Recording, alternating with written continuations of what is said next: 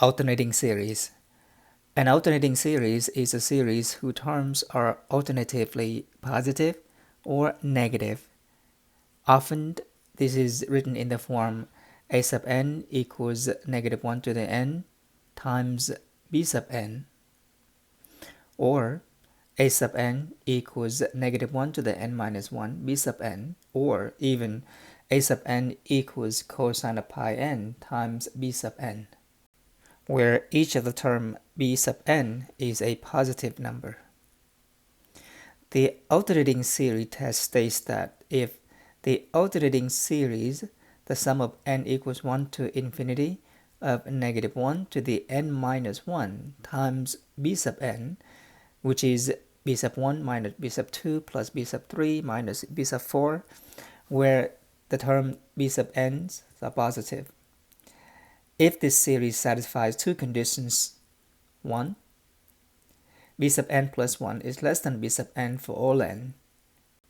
2. The limit as n goes to infinity of b sub n must be 0. If it satisfies both conditions, then the series converges. The first condition states that the terms are decreasing. The second condition says that the limits must be 0. Notice that the series n equals 1 to infinity of negative 1 to the n times b sub n also converges under the same condition, because negative 1 to the n times b sub n is simply constant multiple of negative 1 times negative 1 to the n minus 1 times b sub n.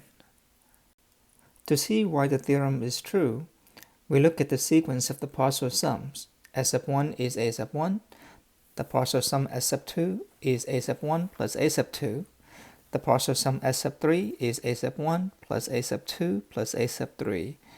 The partial sum S sub 4 is therefore S sub 3 plus a sub 4. But observe that in an alternating series, a sub n is negative 1 to the n minus 1 times b sub n. And so the odd terms are positive and the even terms are negative. For example, S sub 4 is b sub 1 minus b sub 2 plus b sub 3 minus b sub 4. But b sub 1 minus b sub 2 is S sub 2. b sub 3 minus b sub 4 is going to be positive because the terms are decreasing. And so S sub 4 is greater than S sub 2, or S sub 2 is less than S sub 4. This is true because the first condition in the theorem is that b sub n plus 1 had to be less than b sub n. In general, if we start out with the partial sum of the first two n terms, which is even, add the next terms, and then subtract the terms after, we have the partial sum of the next even terms, 2n plus 2. And then we see that S sub 2n is less than S sub 2 sub n plus 2. And so S sub 2 is greater than 0, less than S sub 4, less than S sub 6, less than S sub 8, and so on. So the sequence of the partial sum of the even terms are increasing. Analogously, S sub 1 minus b sub 2 plus b sub 3 is going to be S sub 3. But minus b sub 2 plus b sub 3 is negative, so S sub 1 is greater than S sub 3.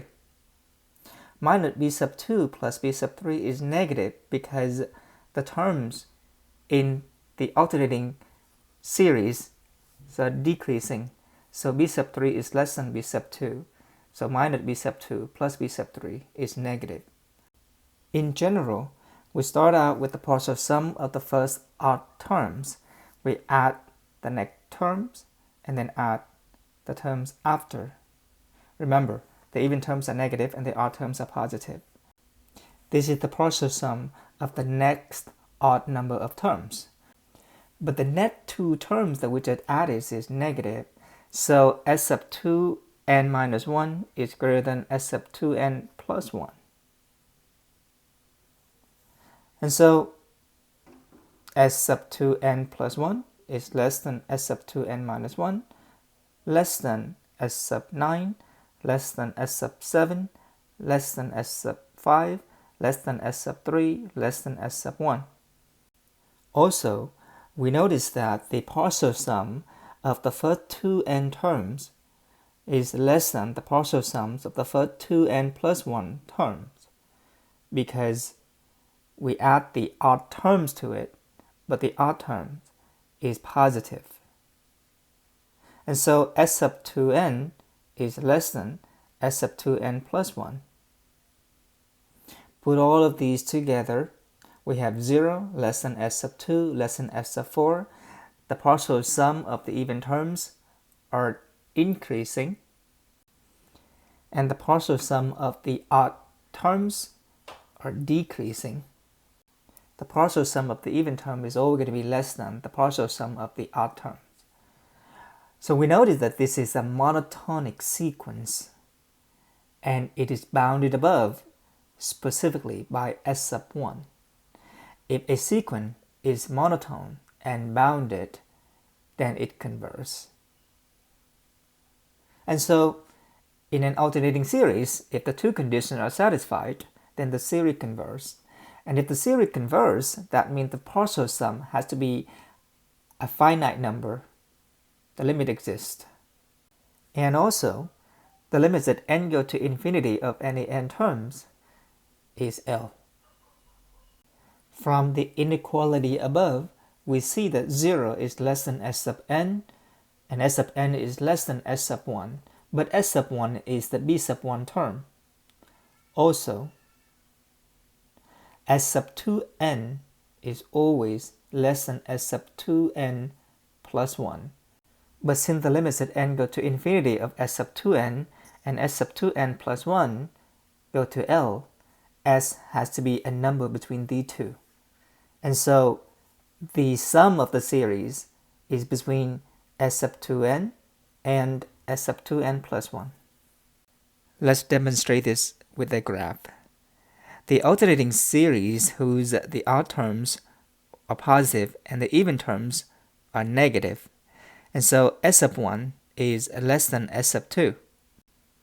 But then S sub 3 is greater than S sub 2, and then S sub 3 is less than S sub 4.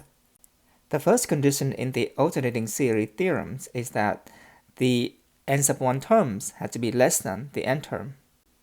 And so we see that the partial sums oscillate back and forth. The even terms are increasing, the odd partial sums are decreasing. They both converge to the sum of the series S.